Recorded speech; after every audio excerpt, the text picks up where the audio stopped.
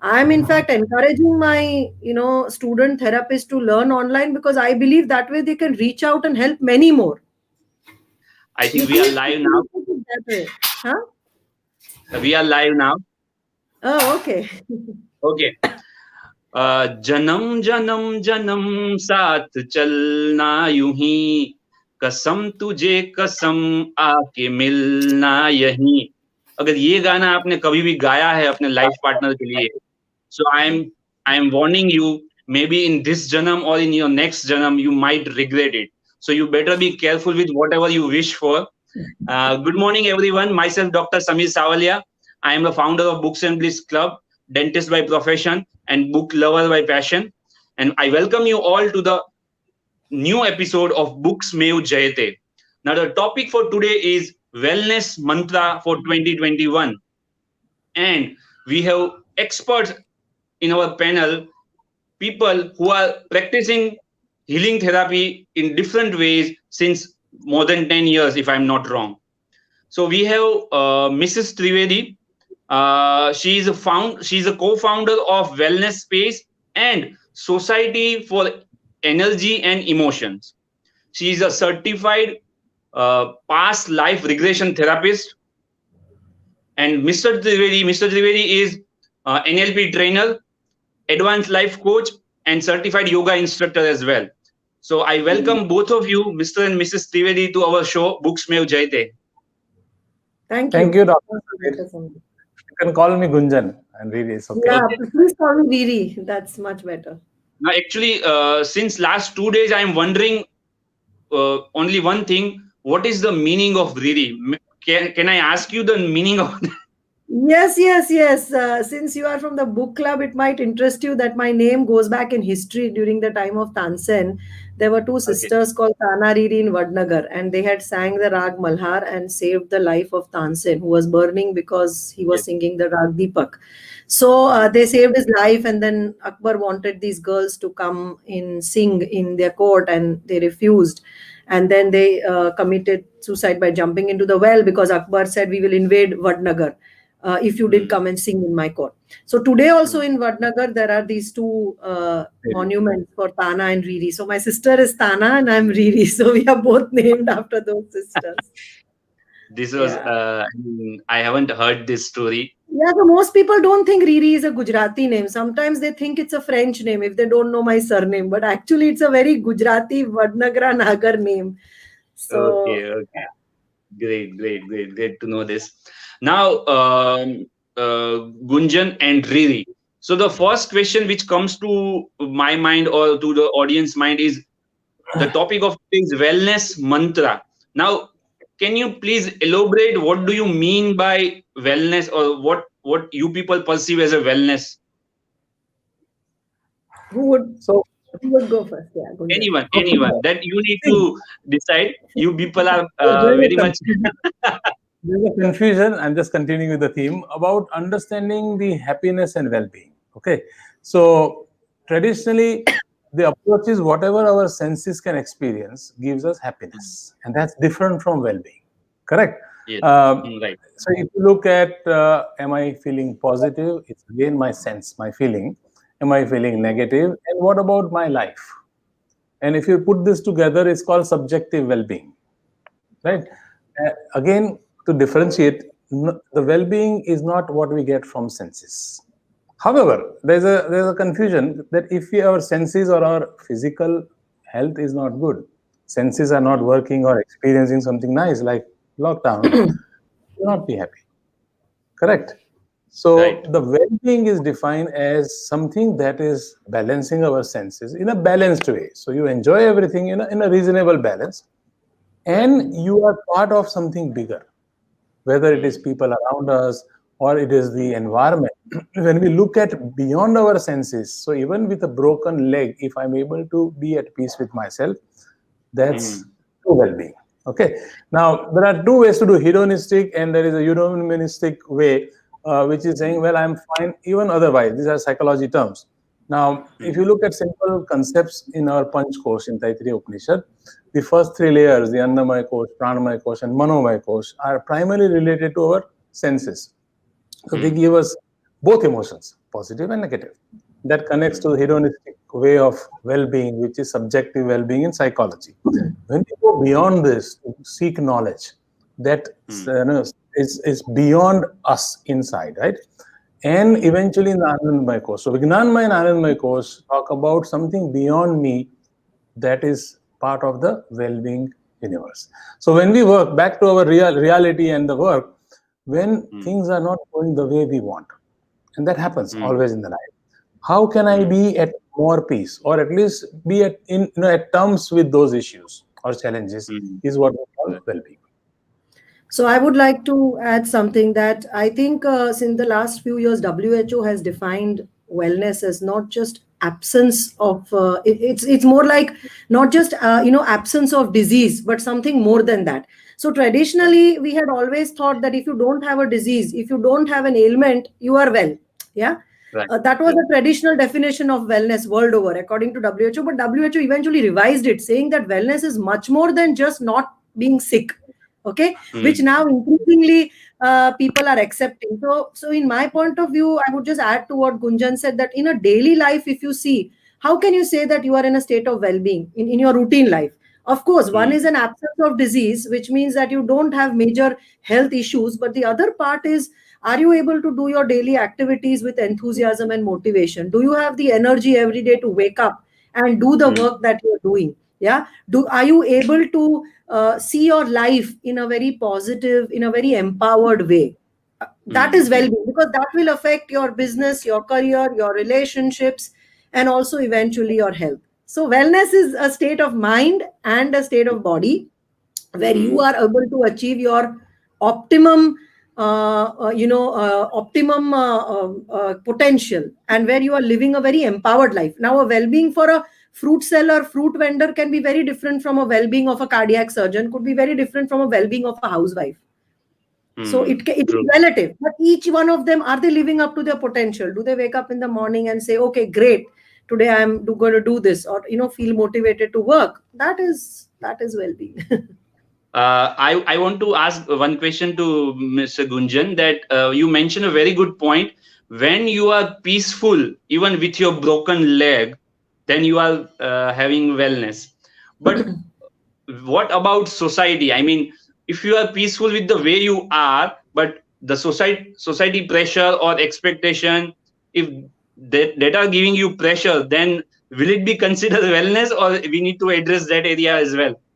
See, we don't exist independent of the society, right? The whole idea of Vasudhaiva Kutumbakam is not new, right? Now, I think if I answer it a little differently by saying we have three approaches to life, and as we grow, right? And it's not about moksha or anything. There is animalistic life, right? Survival, reproduction, and enjoyment, correct? Then you go into a human aspect, right? Which is where we believe we are evolved. I don't know that is true, because animals have some amazing things which humans don't have, and we don't seem to use it. Then you become individualistic, and then eventually the way it's called is daivik or divine, where you are beyond what others' expectations are, what others do.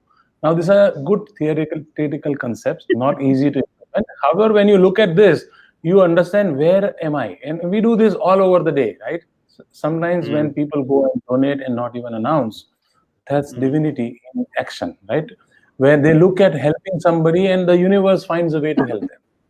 Similarly, the whole idea of karma. So how do you exist, and how can we be more from the animalistic behavior to the human, or more evolved, so-called, towards the divine aspect, where you are beyond the things which happen in the human relationships, or what the reality of the world throws at us. Did I answer your question? Actually, you have generated one more question in my mind. Most of the people like me who think that I am a divine, so I don't need to pay attention to what people say to me. So what is is there a clear line where a person should realize you are still human, not divine, and it is better to be human more, and rather than try to be divine? I think divine is used as a context to hide a lot of things we do, correct? So nothing wrong in meditating in front of the divinity for 10 hours. However, after that, if I'm hurting everybody around and doing things which disturbs the environment, then that divinity is something we have to revisit. Right? So the divinity is not by ignoring. So if I'm disturbing the ecosystem, whether it is people around me or the environment, while being divine, then it is not divinity. The point is, I want to say that while I am divine, the other person is also divine. No. So if I have given a time of 10 o'clock to the other person and I say I'm divine, so I'm not bounded by time, but the other person is equally divine. The dog on the street is also divine. And so is the tree in your garden. So divinity everywhere. If you really believe in divinity, then I think we would live in much more harmony and much more respect for other people, because we see divinity in everybody. Right? Super. Divine is not just, I'm not the only human being on planet who is divine. Like every being is divine. That is divinity. So once Superb, that superb. that is the real spirit of divinity, then you live in harmony, you live in respect, you live in compassion. Yeah. Saying I'm only divine is, it's just using divinity to become selfish. And that's not divinity for sure. Yes. Yeah. I have this curiosity about this term, past life regression therapy. So, Yeah. Riri, can you please explain me and the audience what is it actually, and how do you practice it, and how it helps people? Okay. So past life regression is a concept, and when that past life regression is used as a therapy in a therapeutic, for therapeutic purposes, it becomes past life regression therapy. Now we in a very simple term, if I explain, we have modern memory. So we have a memory from childhood to till now, right? That is your current life memory. And then we have the memory which is of the earlier lives, or the life before you took form as human being.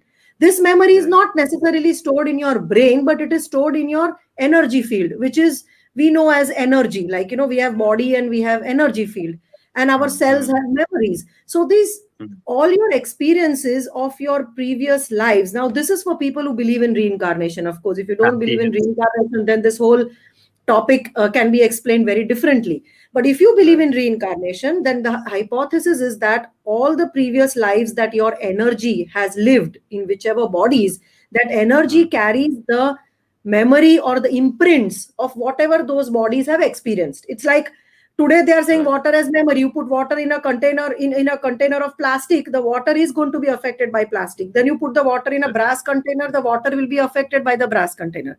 So similarly, our consciousness, depending on whichever bodies we move or we take form in, has leaves an imprint on that. Now that imprint is a past life memory, right? Now past life memories are not needed on a daily basis. You don't need to know, whether you were a king or a slave in a past life, or a monkey or a dog. It's not important, and hence our body is make sure that these memories don't come up on a routine basis. But many times this past life imprints create a problem in your current life. So for example, from birth you have certain tendencies which are not explainable by your parents. Like, you see some children from the age of 3, they become piano maestros, or they start playing the veena, or some people are, child prodigies, or some children have a lot of phobias from birth.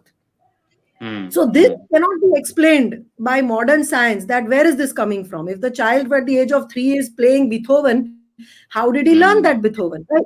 So that is where past life regression therapy helps. That in this, what we allow is, we allow your mind to dig out those memories of an earlier life which you had lived, in order to heal a current life problem, or in order to address certain questions. So if you want to know where did this talent come from, or if you want to say, I had a client, for example, who had a fear of rats from the beginning.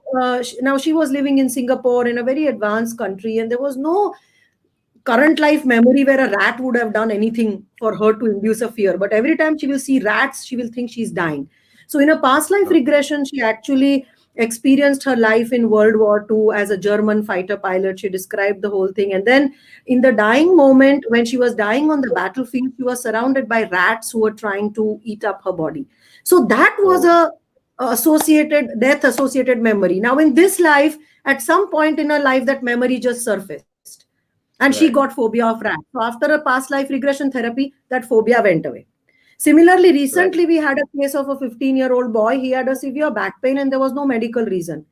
So doctor said, "Ke kuch bhi nahi hai. There's nothing for you to get a back pain." And we did a past life regression where he experienced himself as a Chinese emperor. And interestingly, when you go to this through this experience, you actually live that moment. So he started speaking in fluent Chinese. He told me all the names of his concubines in Chinese. He's a 15-year-old boy. And he started giving dialogues in fluent Chinese and described that whole era where he lived. And in that therapy, also in one moment where he felt betrayed and all of that, we did the transformation, and then the back pain went away. So past life regression therapy in a nutshell is used only for two purposes. One is to either overcome or address your blockage or fear that may be coming from a past life, not from your current life. And two, if you want to answer certain questions about your life, like why am I attracted to this hobby or to this profession? Or if you have a feeling of deja vu, like you go to places and you feel, oh, I've been here before. So these are the cases where we do past life regression. But actually, your description make me jealous of your profession, because you people are, every day for you people is a new day, a new story is coming out, a new So Dr. Samir, let me clarify. See, today what is happening is so many people are reading these books by Brian Weiss and all that. And, they are very curious about past life regressions. But I'll be very honest, in my clinical practice as a therapist, almost 85 to 90% of the people we work with do not need past life regressions. In fact, there is so much of kachra in the current life that they have to first deal with. Childhood traumas, dysfunctional families, childhood abuses. There is so much that has to be worked from there, that past life is a very far-fetched thing. Like hardly 1 out of 10 people we need to do a past life regression. In fact, most of your current life's behaviors, patterns, belief systems, habits, fears, phobias, 90% of it is coming from your current life only, from your childhood experiences. So no need to go into past life regression. It is good for a fancy. So I know, past life regression is very fancy, very glamorous term. People charge a lot of money for past life regressions. But honestly, when people come to me for past life regressions, 90% of them, I either dishearten them or put them off, because I show them how past life regression is not needed. First, do current life regression. Deal with your current life issues. Then go to a past life. Because sometimes it is used as a crutch by people, often in our culture, people say, oh, I'm into this mess because of my past life karma. Oh, this guy is, I'm suffering in my marriage because of my past life karma. So what happens now? Past life becomes an excuse to not do anything about it, which is not right. Right. So I haven't undergone this past life regression therapy, but I have this curiosity, as you mentioned, that you suggest very few people that you undergo past life regression therapy. So there must be some chances of complication as well, if we go deeper into the past life, and that person might lose his or her identity. Is there such kind of possibility in So to answer your question, such kind of mishaps can happen only in two situations. Either the past life regression therapist is not a trained, certified, qualified therapist. So it could be somebody who has learned or attended a workshop and calls himself or herself a therapist and starts doing these things. That is first. Second thing is, the person who is undergoing the regression therapy is already suffering from psychosis, schizophrenia, or certain kind of mental health issues where the person already has difficulty in differentiating between reality and imagination. Then sometimes past life regression sessions may cause this. But in my 10 years of practice, we have never come across anybody who has had this kind of an issue, because invariably when the past life regression, it's almost like, suppose if I ask you, what did you do last week, right? You are able to recollect what you did last week. Similarly, when people are recollecting their past lives, a part of them always knows that this is a past life I'm recurring. I'm not, like this is not my current life. So your conscious mind doesn't completely go crazy or take over a different persona. Yeah. That even that guy I was talking, who was talking in Chinese, while he was talking in Chinese, a part of him knew that I am in Riri ma'am's therapy room. I am sitting on this chair and I am doing this process with her. Once that little part also is gone away, then it becomes a case of, identity crisis. But Right. that is why we don't do such sessions with people who are already having identity issues like psychosis or hallucinations, or they have personality disorders. We are a little bit careful, or as therapists we are trained. In fact, we are trained over a year, 2 years sometimes. My trainer was very, very, very meticulous. So we are trained Right. to deal with such things and make sure that such situations don't happen. Right. Really, if I can suggest you, you just invent a new therapy called past life gratitude therapy, because most of the people comes to you when they have problem and they want to go back to their past life. But what about the happiness and all the blessings they are enjoying in this life? It also might connected with their past life, isn't it? Correct, correct. No, so not always do we do past life regressions to go into horrible stories of rape and abuse and murder. Oftentimes, we people regress into past lives to also channel into their hidden talents. So there are some Yeah. people. One client, for example, in Singapore, I had worked with, who said, "I have no hobby. I don't know what to do in current life. I'm having a midlife crisis," and she actually regressed into a past life of an artist, and she Mm. connected with that past life character so much that after the session was over, she actually took to painting and art, and she was a natural at it. So oftentimes Mm. past life regressions are used in a very, very positive note also, to Right. find out your hidden talents. You can actually Okay. bring that. Okay, that reminds me, one client I did, she had confidence issues, and she regressed into a past life where she was a captain of a naval ship in US in 1952, or was it 1852, I don't remember. And that ship had crashed, and as the naval ship captain, she had rescued everybody, and finally she had died. But that Mm. past life regression made her feel so confident, and she lost her fear of so her phobia of water completely got cured because of that session, and she became extremely confident. So Mm. sometimes these are also used in a positive way. Right, right.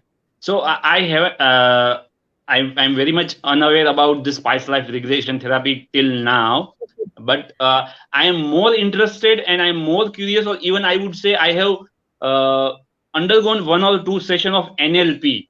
So Gunjan, if you can explain how NLP works and what are its practical uses and for whom NLP benefits more. So let me start with the last part of the question.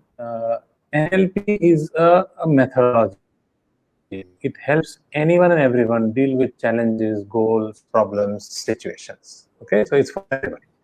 I have used it on young children with their permission or parents' permission, and very senior executives or housewives. So it's a way of life methodology which I wish incorporated into some kind of learning at a school or a college level.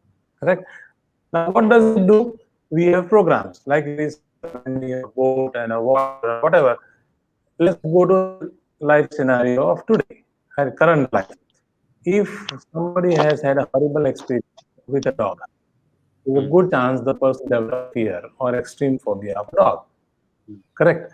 Now, this is a program, and the program did not exist before the incident with the dog.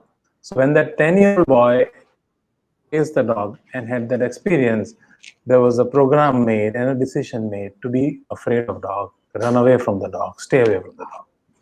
This is the program to recognize and change it or attempt to modify it so that the normal relationship with the dog comes back. You be very careful, reasonably careful, but you don't run away at the sight or sound of a dog. Mm. So NLP is talking about how our nervous system, how neurons are programmed, and what is evident through the language. So when I speak, somebody I met and says, "I have to quit my solicitor job." I Mm. says, "What do you mean?" I have private practice as a lawyer and I have a solicitor role. And as I talked, I realized that she didn't want to quit the job. So I confronted her, saying, "You don't want to quit and to maintain the both the options." "Yes, how do you know?" I said, "Your Honor says, simple example, I have to versus I want to is a difference, Right, right? When people right. communicate. And this is just one sentence that helps us differentiate. And this is common sense. It's NLP.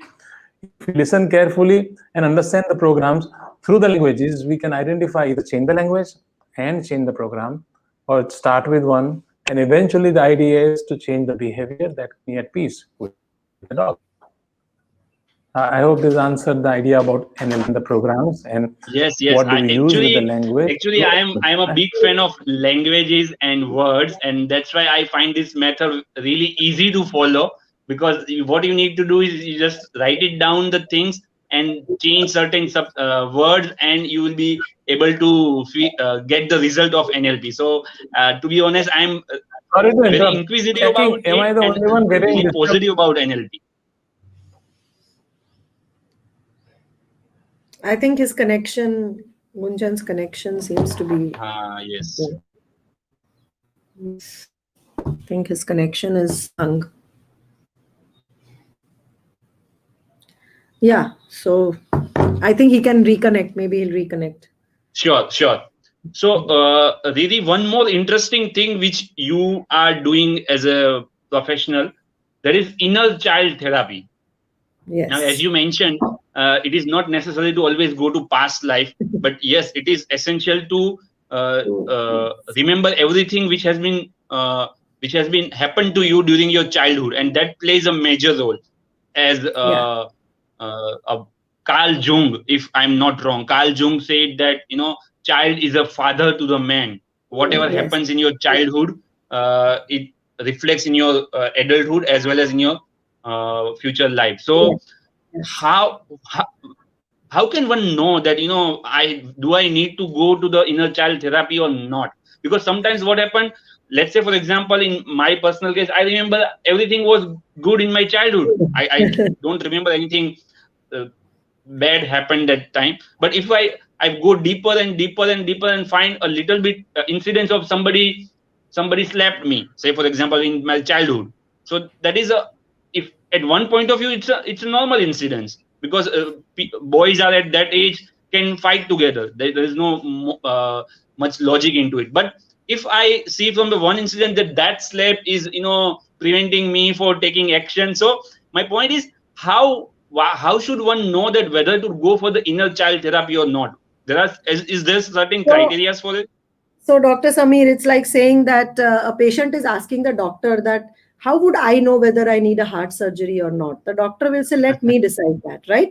So, Right. to answer your question in one line, the client doesn't decide he or she needs inner child therapy. But when we as therapists see certain presenting problems in the client, like clients in fact don't know of inner child therapy, but they come to us with severe anxiety, say depression, they come to us with marital issues, or they come to us with specific fears, phobias, OCDs, panic attacks, these kind of situations. And we as therapists look at these things as a final outcome of whatever has built up. So I will give a very simple example to explain why childhood experiences are important. See, when जब earthquake आता है, when there's an earthquake in a region, in say a society, earthquake intensity is the same. But do all houses fall down in the same way? Do all the houses No. collapse? Why? No. So some houses will completely You fall are down, stronger. some houses will be cracked. Yeah, it's the foundation of every house. So the houses whose foundations are strong will withstand the earthquake and will be able to stay strong. The houses whose foundations are little weak will survive with some cracks. The houses whose foundations are very weak will actually completely collapse. Now, the earthquake is like your external environment. As you are growing up, whether it is COVID, whether it is job challenges, whether it is career challenges, everybody has the same exposure. But why some people completely collapse under the pressure with anxiety, depression, panic, phobia? The answer to that is in past life. The foundation that I told you is your childhood experiences. Now, this is not me saying. In US and in Europe 20 years back, the world's largest research on adverse childhood experiences was conducted by Dr. Vincent Felletti and Kaiser Clinics. It's called the Kaiser study.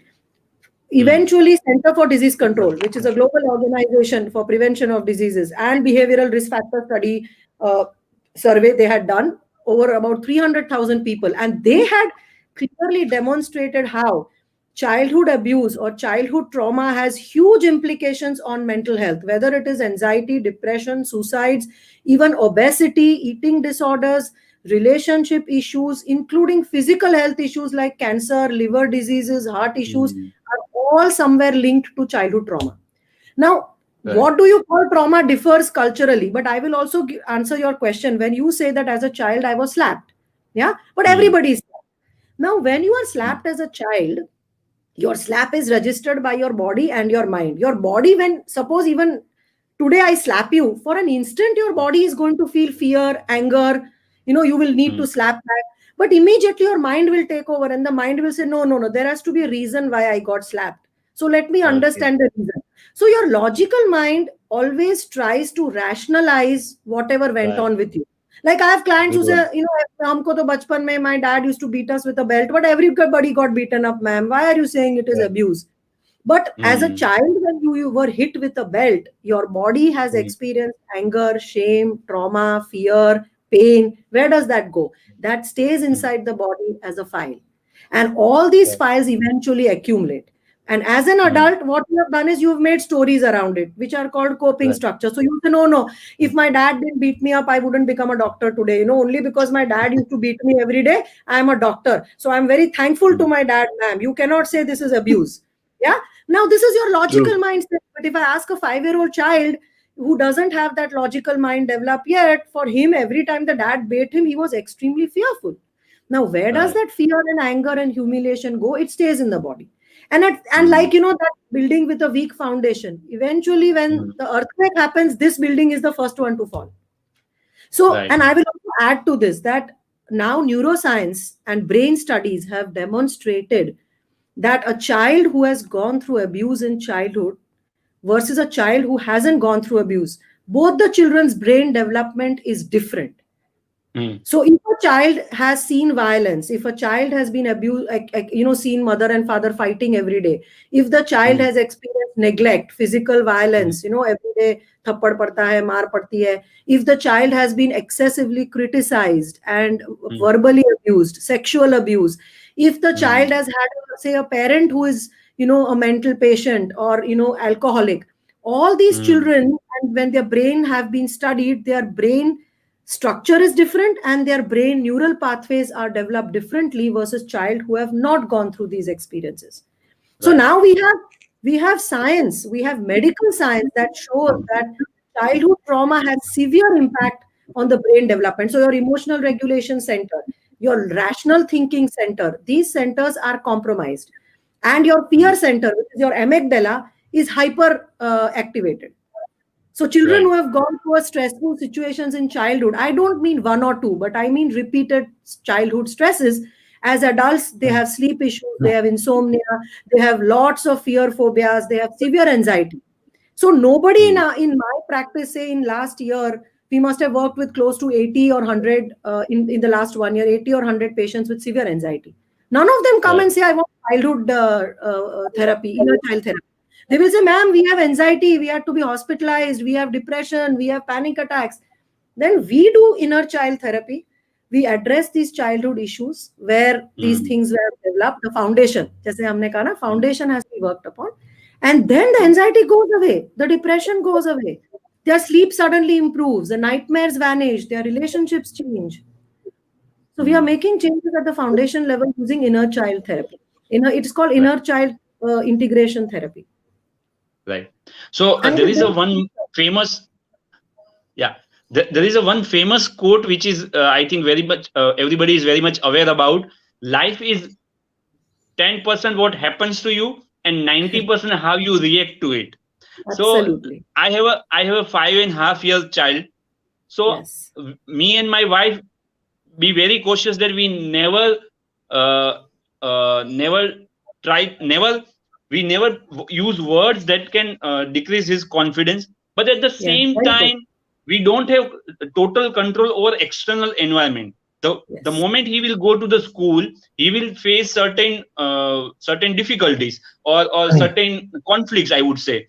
So in those conflicts, how would parents should encourage their child to solve the conflicts rather than saying them, no, you have to be strong. That is the one extreme. You need to be strong. You have to cope up anyhow. That is the one extreme. And second is to directly go and complain the teachers about the other students. So what is the balance between these two? So your question, if I had to answer it in the way I would like to answer it, it would take me 12 hours of workshop and training, because we have such trainings for parents and people, on the complete details of how childhood brain develops, emotional development, so you can handle.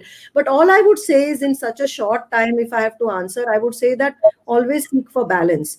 So you don't want your child to be completely entitled, soft, and sensitive, so that he cannot survive in the external world, and you don't want your child to be completely aggressive and a bully.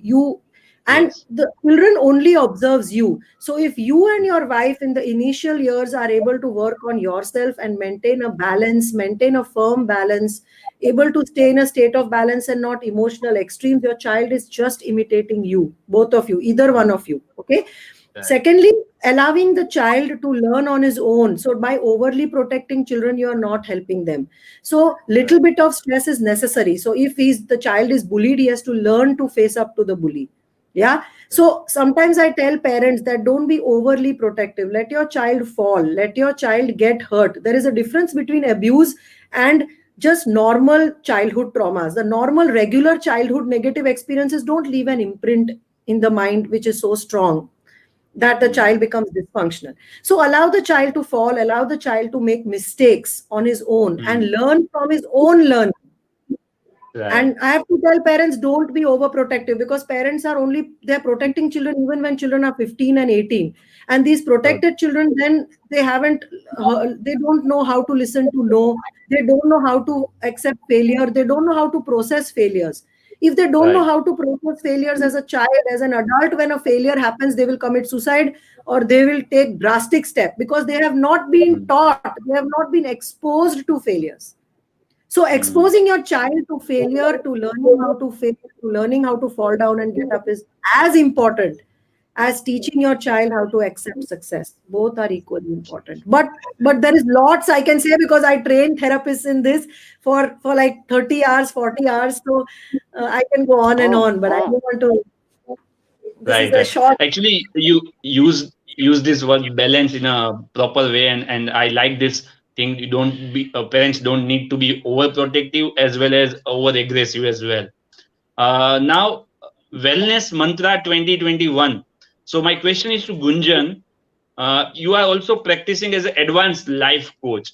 So what suggestion you will give to generalize everyone in 2021 being a life coach, that how should they see this 2021 in their life, or what should be their mental state, or what should be their uh, state of mind, that how we are going to approach 2021 after the COVID in 2020. See, the answer is consistently researched and available. Okay, so first, like Riri said, right, we have excuses of past life and all that. We have excuses of our genetic structure. Oh, this is going to happen to me, that's going to happen to me. And we all have that coming to us in our lifestyle, right, in our body and the mind. However, to a large extent, that can be modified through choices we make. So the choices for 2021 are not different from what we had in 2020 or 10 years ago. They become just more important. So healthy lifestyle would include good quality sleep, good quality food, correct? We will also talk about physical activity. So physical activity, either it's walking, it's specific, and there are very, very well-defined guidelines for it, correct? Balanced emotions. So stress is given. However, what are we doing to manage the stress? Whether it is doing yogic practices, any mind-body practices, whether it's Tai Chi or listening to music, doing pranayam, can help in a long way. So broadly, these are the lifestyle choices that can help us across challenges, regardless of the age, the state of the mind and the body. Right. Okay. So Yeah. you can So go I'm into. curious to know what is the exact role of life coach in present era, because let's say, for example, if parents come to you and ask that you train my child who is in their teenage, and help them to achieve what he or she really wants in her life, but is that possible? I mean, see, result in not in our hand, isn't it? We have to So accept let that me. life coach can just guide you, or is there something more to it? Coach doesn't go out and play the cricket on the ground, correct? That's the rule number one. However, the coach could have that experience. If you look at current Indian cricket team, And we love to hate our coaches, right? So Ravi Shastri. Now look back at the coach, right? Ravi Shastri has started his career in Australia as a young man in 81. So he has been to that country to play competitive cricket for 40 years. Now, can we find somebody with that experience? Correct? If something goes wrong, if there are challenges, how would we deal with it? We have the best person. Now, people argue I can do it better, all meaningless stuff. So, the role of a coach is to provide a perspective that is often lacking, whether it is with the challenges or in establishing goals. Now, and giving my own example, when we go through some questions about like adverse childhood experiences or looking at what area should I pursue my research, we go to our respective coach, guide. The guide will not do the work for me. However, the guide will define. So when I talk to my PhD guy, Dr. Sabu, he says, work in an area of health where medicines are not effective, right? Or they work only in one way as an emergency.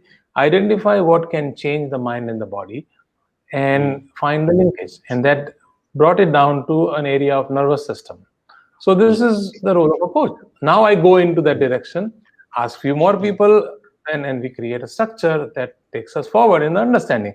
If somebody has a simple thing as I am here and the coach will guide me on deciding what field of study I will take after grade 12. That is not going to work. The coach will identify what is the strength of a person, what is an opportunity area, and how this can be addressed by various fields of choices that the person has considered and perhaps has not considered. The decision is back to the individual. However, when I am able to take that decision, when the egg is broken by the fetus, that is the right way, right? We see a lot of these WhatsApp messages. We cannot break the egg cell from outside. So that's the role of a coach.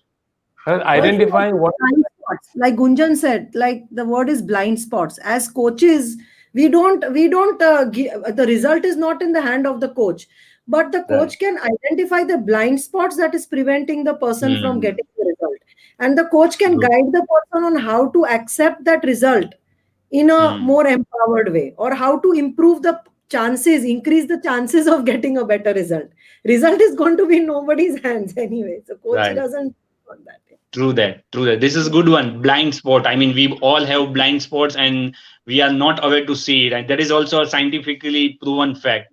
So yes, and in the being a coaching, third we person. talk about it. Let me give you some idea on that. So I don't know what I don't know is my blind spot, right? Yes. So if Yes. right, the moment I identify, it doesn't mean I have solved my problem. I just recognize the problem. Yes. Now I have to go and fix and achieve that goal. So from knowing what I didn't know is a start. That's the first breakthrough. The second breakthrough is when I achieve that automatically without being fully even aware. I go and exercise regularly. I do this, blah blah blah. So that's there are two major transformation goals. Most people are in that spiritual domain of I know everything. It doesn't mean anything though, right? I know everything is just the beginning. The door is there. I have to open the door, go complete the journey, and come back with the milestone. That's where we are stuck.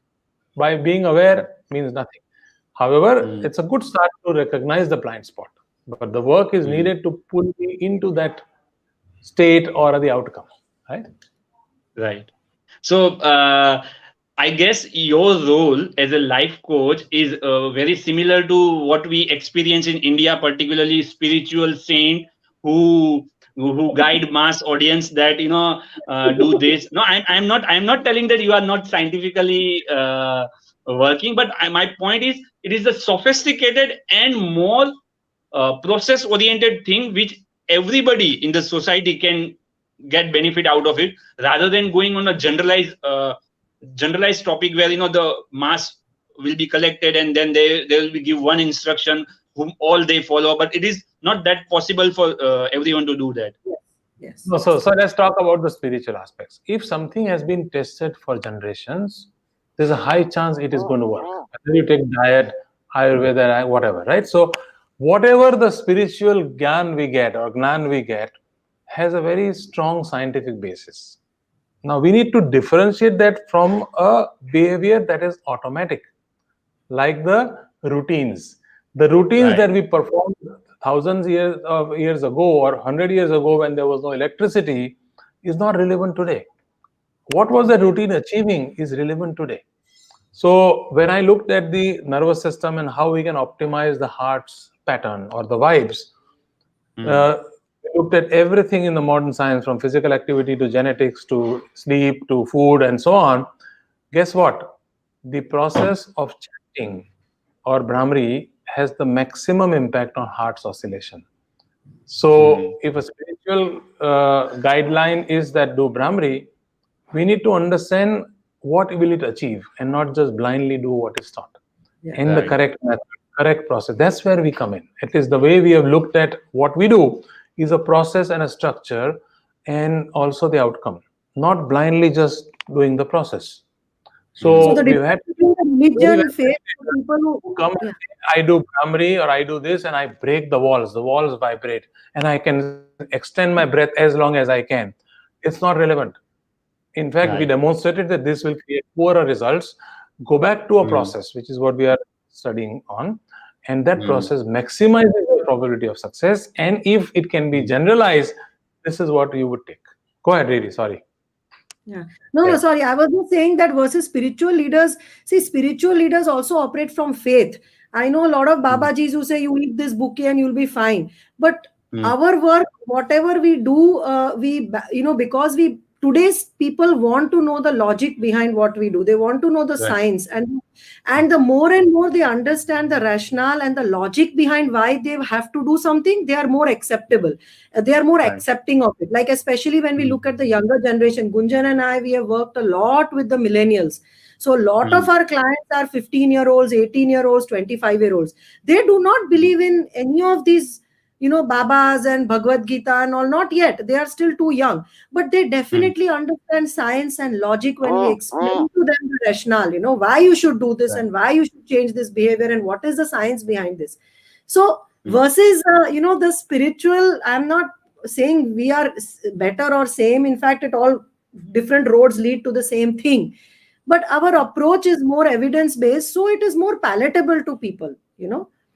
If I was a guru whose word everybody believed in, then I wouldn't have to put in so much of effort to create, to explore the science, go through research papers, create slides, show them videos, and, go through so much of evidence to prove that this is how it works, right? Right. So, And a lot of honestly, I look for lasting impact solutions, possibilities, if something has been demonstrated for ages. So the example I gave you on the well-being, right?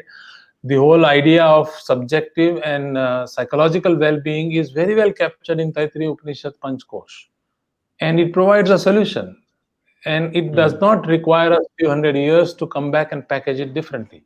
I'm not saying that's how it has happened. Just saying the interpretations are possible in most of the things we have in scriptures. Whether you take Gregorian chanting or Sufi music or Vedic chanting, the outcome I'm sure is same. Somewhere down the line, we create our known methods and say, follow this and close your eyes. That's when I have a problem. The solutions are across the generations. The sound I use, singing bowls, is not, I think it's a modern innovation.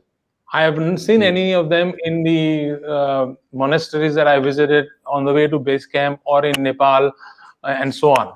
However, you can still use the tanpura and achieve the same, or the mother's song is equally, if not more powerful for the child than using all the devices. But mothers want to have a technology and be modern and use everything that is scientifically demonstrated. No, your own sound or humming is enough, and you don't need the world around, right? There is a story of Ganpati and Kartikeya, and we have to find a balance. We don't have to do a Ganpati everywhere. We can go around the world and still come back and then mix of the right approaches. So I must say that conceptually, what we have every time we have a challenge, or I ask my mentor or coach, if I use that word, the answer is often in the ancient poems, scriptures, and it just needs to be interpreted. And people have done a fantastic job of interpreting it. And if we can take the process and separate it from the goal and do not lose the focus of the goal, I think we will have it. Right. So one of my friend who is an NLP practitioner, so I had this question and I have asked him that I also myself and many of my friends consider me a very motivational guy. So whenever I feel low, then I ask this question to him that, is it possible that even motivational people sometimes feel low? And if it is so, what is the solution? And the answer he gave me is that, हजाम को भी अपने बाल खुद से नहीं काट सकते. Even barber needs to go to another barber to cut his or her hair. The same way, my question is, as you are people, as both of you are practicing in such area, is it the possibility that you people also have blind spot and you also take help from other people? So do dentists need to go to other dentists, or you just do a self-help? I go to obviously my wife who is a dentist, and yes, vice versa. You answered your question, I think. Yeah, Right, but in right. our case, usually we don't go to family members for therapy because that again, we are not able to open up. But yes, we all need our own work because we have blind spots. In fact, I'm a trainer, so I've trained so many therapists in Ahmedabad and Singapore, right? And my first Right. message to them is please work on yourself, because if we have not done our own processing as therapists, if we have not resolved our own blocks, if we have not worked on our own issues, then we are not able to be neutral and help the client. Then we also get triggered by what the clients are saying. We also get affected, which is not a good sign. That is a sign that our work is not done. So to answer Right. your question, we have our mentors, we have people with whom we work with. I also once in a while, and I will be very honest, working in the mental health field is it is very bogging Challenge. down, because day in and day out we are working with people who are severely depressed, very dysfunctional. Some of them have extreme childhood abuse and trauma, so even listening to it can shake you up from the core. Yeah. And these are things that don't come out in the society, but in the therapist room all the dirt comes out because they have not told these things for 30-40 years to anybody. So it does impact us, but we have to take care of ourselves as therapists. We have to also take help, and we are not just therapists and NLP coaches and regression therapists. We are mother, father, husband, wife. We Yes. also live in the same environment. We have the same challenges of running a house, earning money. So we all have issues. The only difference is that being in this field is like, if you're a dentist, at least you can diagnose, this must be a root canal, or this looks like a gum infection. Yeah. And you may even know what the other person is doing, but you can't still do it on yourself. So the difference is, as therapists, yes, we have a little more awareness than somebody who is not a therapist. Yes, sometimes we also recognize that, yeah, this is the problem, but we still need help to help us. So So don't on a lighter note, don't have issues. We all have. right. So on a lighter note, I was curious that what you people how you people approach to each other when you yourself feel a little bit of low, or let's say for distracted. Do you consult each other, or your knowledge of your field prevents you that I cannot take consultation from my wife or my husband? Does or you people are communicate easily in this matter? Gunjan, you want to answer or should I answer first? Not easy. It's not easy. So we have to get a friend or somebody to debate, and we debate in front of a friend or a family, and that helps. I think two of us, it won't work No, it won't. all the time. Also, our weapons get more sophisticated, because now we have all these fancy terms to label each other with. Yeah. So Yes. therapists, like, forget husband and wife, even our children talk our language. So if it is my daughter, she'll say, "Mom, now this I think seems to be your childhood issue coming up," or she'll say, "Ah, mom, now the don't sound, you are having a bout of anxiety. Keep your anxiety down. Go take therapy." So in a household where both of us are doing this work, this becomes very common language to also help each other, but to also attack each other. Like, sometimes Right. that works. On a lighter True. note, of course, that's how it is. Yeah. it is a one suggestion from me, or a request you can say. Either of you, Riri or Gunjan, you can write at least one book on your profession and your personal life, that how this profession of ours impacted our personal life and what we have experienced through it, and for guidelines for other people who are aspiring to this field, that what kind of challenges or funny incidences they are going to face in their life. Yeah, I mean, Gunjan, do you want to say something about that?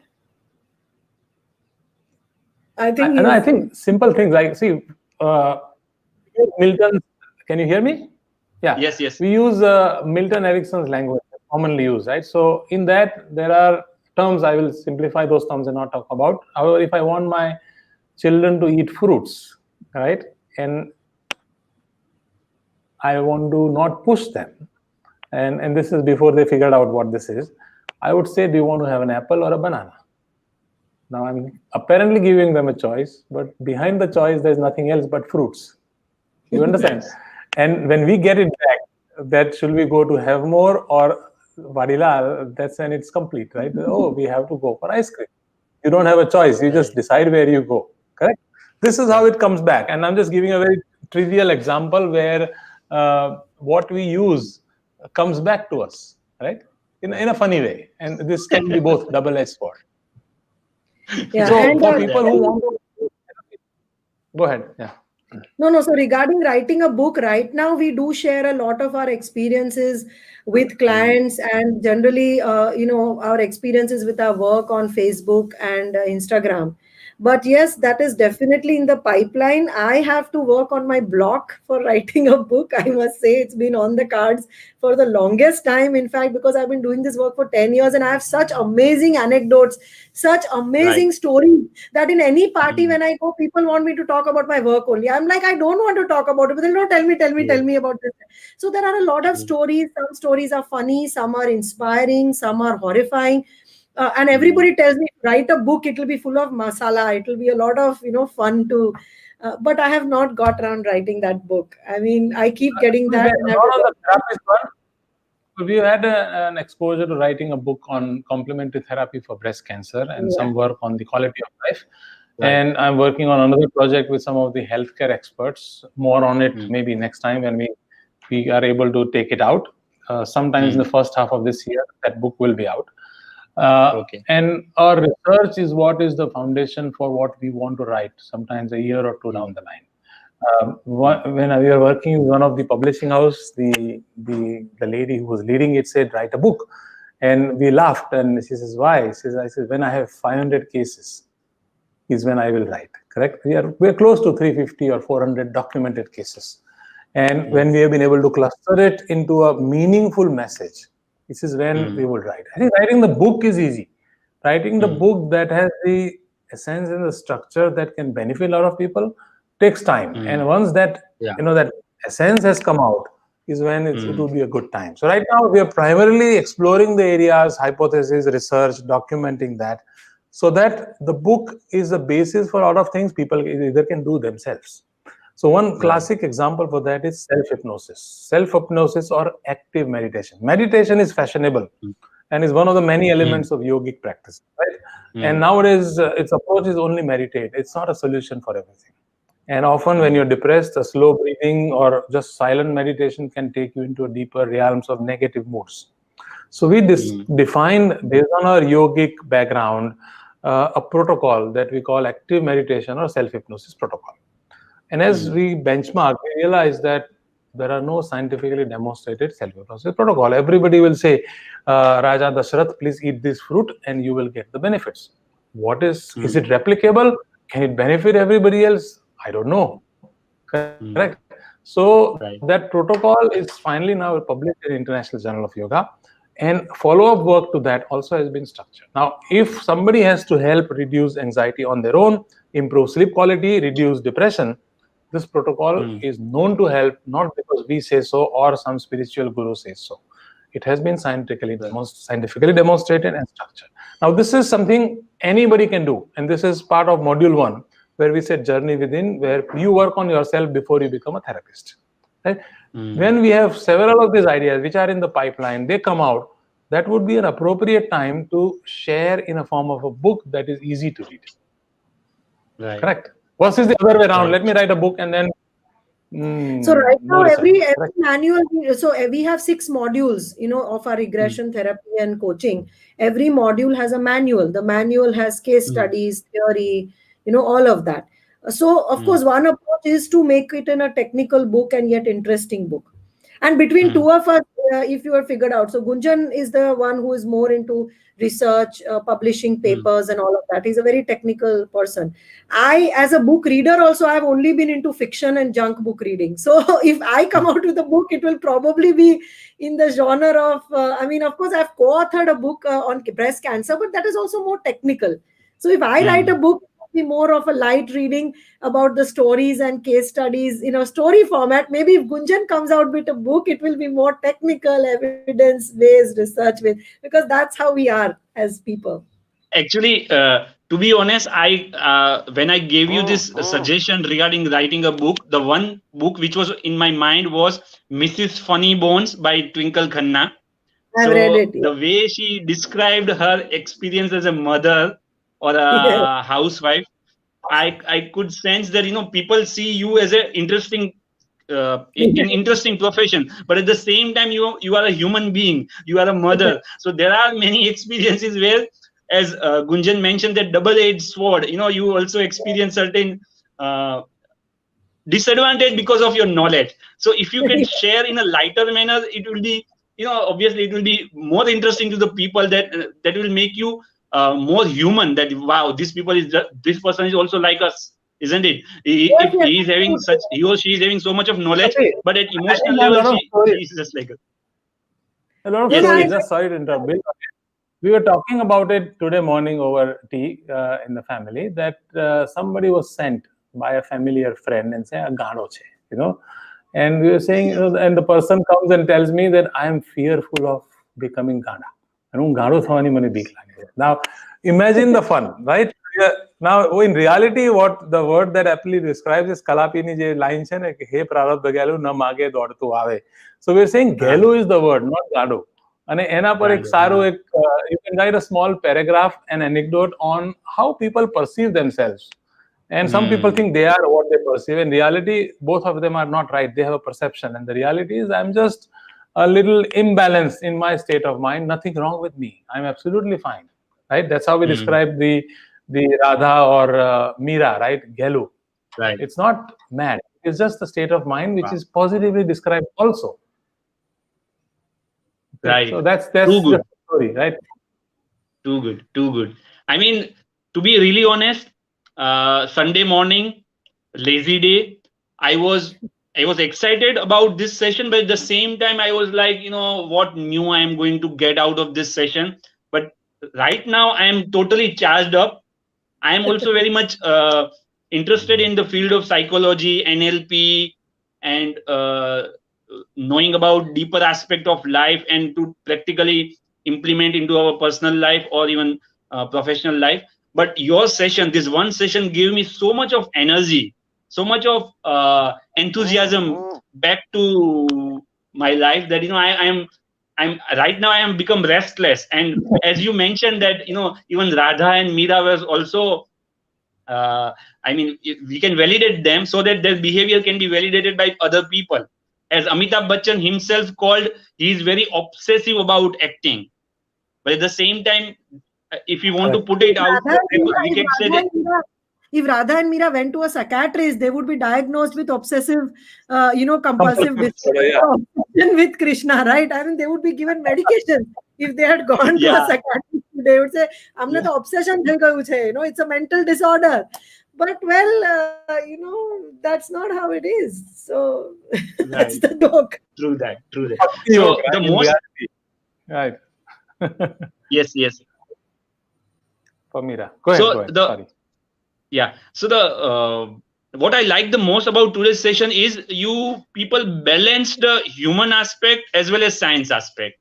I mean, there was nothing like what we are doing every day is totally wrong, or it is this science of yours which you are people are which is your profession will give you something magical to them. No, it is just like becoming more human and becoming more peaceful with yourself and the society, so that you function in a way that you won't break the ecosystem. The word Gunjan used correctly, that you have to be in an ecosystem so that everybody in and around you be happy with you, even yourself too. Absolutely, absolutely. And I'll just clarify here that when we talked of childhood experiences, adverse childhood experiences, trauma, people tell me that, no, does it mean we hate our parents? Because, now when you talk abuse and trauma, a lot of people are able to recognize that, yes, in my childhood, a lot of wrong things were done.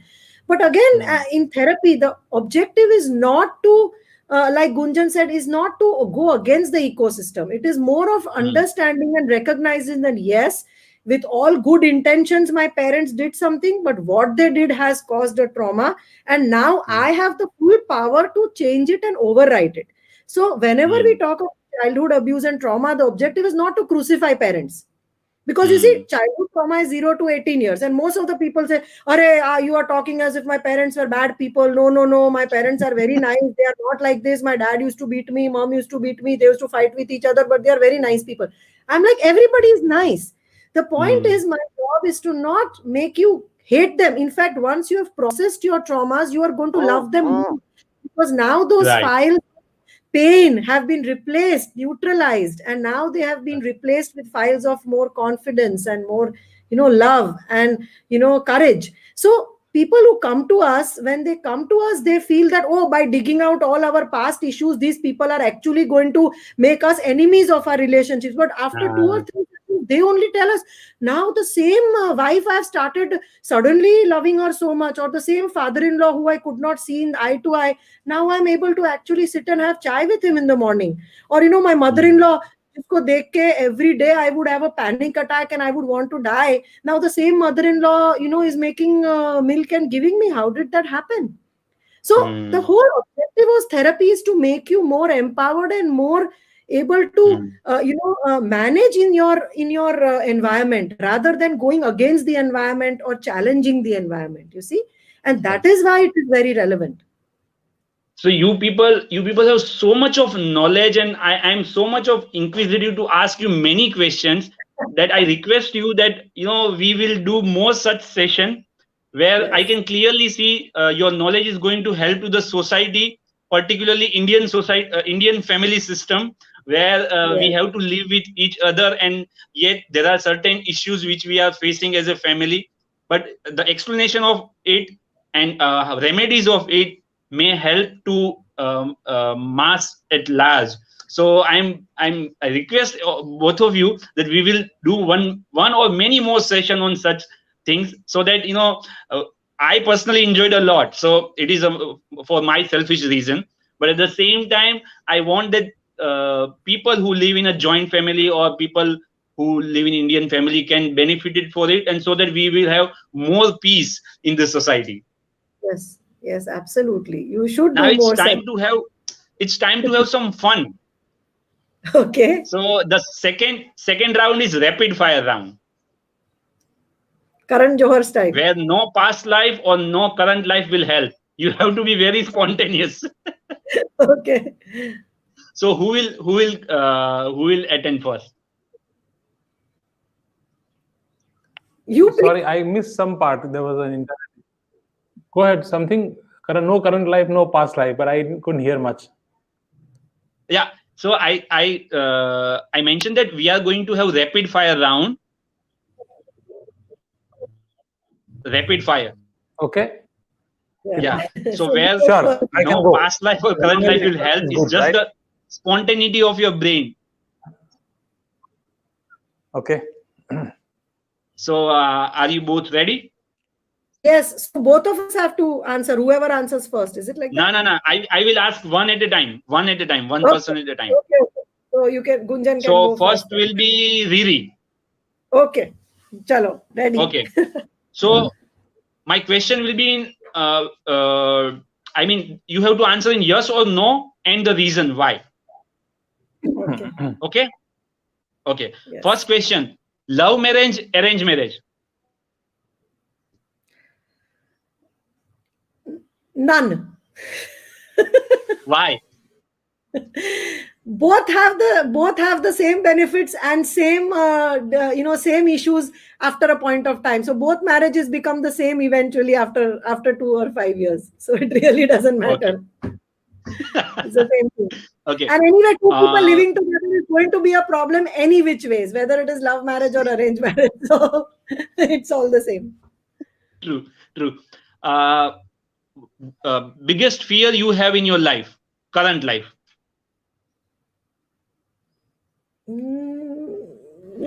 No biggest fear, honestly. I've worked through all my fears. No big fear, Okay. really. Very honestly, no big fear. How you cope up with the challenges of extremely negative patient? I watch Netflix and Amazon Prime. I binge watch. I come home and binge watch brainless stuff because I need to Okay. unwind. Good Yeah. one, good one. I mean, this is the way. This is one of the way I also practice, because to escape from the reality, we need to be in a certain imaginary situation, right? But at the same time, this is the additional point, that nowadays most of the web series are too dark. I mean, Yeah. apart from dark, they don't have much creative content. That is also one of the thing that, I try to avoid those kind of Netflix. You see Patal Lok, you see Delhi Crime, you They are all my see favorite ones, those two. Mirzapur, Sacred Games. All of them are violent. I mean, too much of violence, My which is not practically. My Gali vocabulary has definitely improved. I didn't know so many Galis till I was 46 years old, and now suddenly in 1 year, my repertoire of Galis of all languages has gone up. That's the upside of these. I can't speak them, Right, but at least I know them now. Yeah. right. What will be, if you won't be in this profession, what alternate profession you would be in? Movie critic. I love watching Movie movies. I critic. love analyzing movies. Yeah. I'm a complete movie binge watcher. I love movies. Okay, your favorite movie? Oh, so many, so many. I can't, but I think Jaane Bhi To Yaro is an all-time favorite. Though now, if I see it, I don't know if I would like it so much because comedy has become much better now. But I like all Yes. types. I watch all movies. I even watch the Kachra movies just to understand what is the Kachra part about it. So I'm a movie lover for sure. So I am also a big movie buff. I have seen most of the movies from the Raj Kapoor era to the current era, and I also used to watch movies just to take the gist of the movie or crux of the movie. What is the real story, and what will be the end of this story? So I love here discussing we movies. both I goes love on the discussing same note. movies. Yeah, with my children, with my daughter, I discuss movies. I discuss endlessly. And I also like reading books, though now it has Yes. reduced, but I used to be a huge book reader. Like I could read 500-600 pages in one day, but only fiction, no non-fiction. Only fiction books. Huge. I Okay. love to Okay. read all. Yeah. Okay. Thank you, Riri. You performed extremely well. 10 out of Thank you. 10. Now it's Gunjan's turn. Gunjan, please unmute yourself. Unmute and unfreeze. Yeah, I think his connection is gone. He's frozen. He's frozen. Hello. I think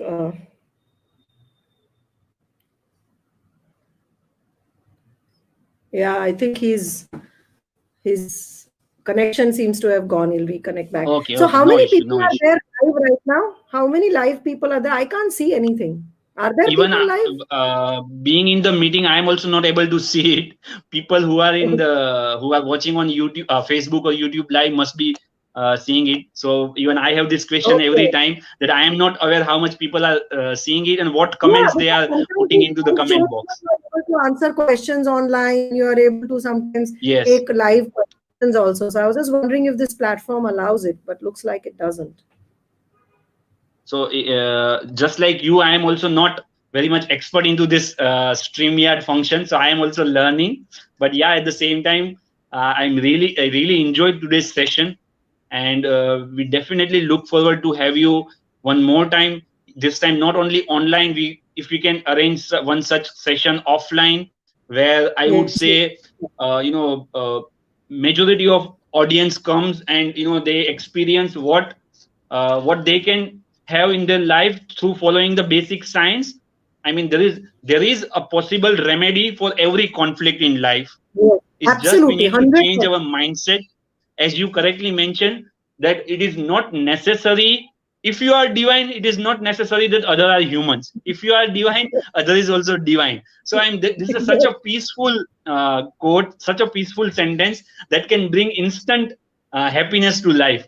So there are many takeaways from today's session, and I hope you also have enjoyed this session. Oh, And we love we will look forward for you your next session.